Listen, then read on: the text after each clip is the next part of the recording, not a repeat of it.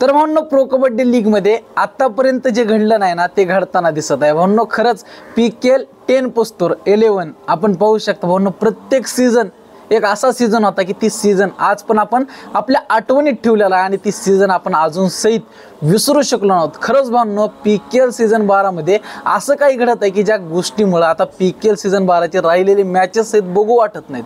खरंच भावनो ज्या पद्धतीने आपण पाहू शकता की PKL सीझन 12 ची सुरुवात झाली ना एकच नंबर।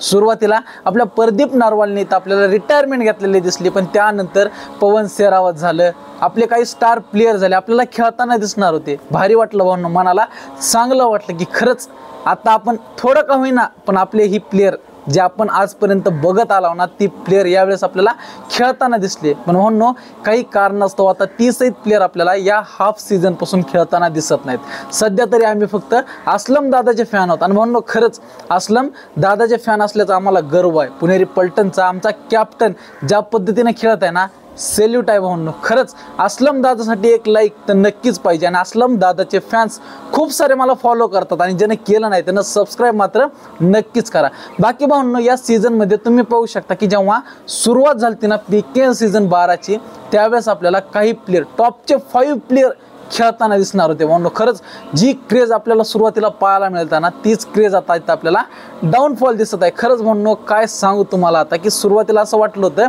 की जेव्हा ही 5 प्लेयर आपल्याला खेळताना दिसतील ना तीच प्लेयर यावेळेस आपल्याला खाली बसताना दिसले। काही प्लेयर रिटायर झाले आणि काही प्लेयर काही कारणास्तव बाहेर करण्यात आले, जसं की आपल्या पवन सेहरावत सोबत झालं। भावनो ते बरोबर झालं का नाही ते मला माहिती नाही, कारण मला तर असं वाटतं की पवन सेहरावत सर खेळायला पाहिजे होते, पण आता काय झालं काय नाही काय माहिती नाही आपल्याला। पण हाफ सीझन मध्ये आपल्याला या प्लेयरला बाहेर बसविताना दिसलं। बाकी भावनो राहिलेले मॅचेस कसे होते आणि कसे नाही ते मी तुम्हाला अपडेटनुसार सांगणारच आहे। प्रत्येक अपडेट तुम्हाला आपल्या YouTube चॅनलवर मिळून जातील, त्यासाठी आपल्या चॅनलला फक्त सबस्क्राइब करायला विसरू नका।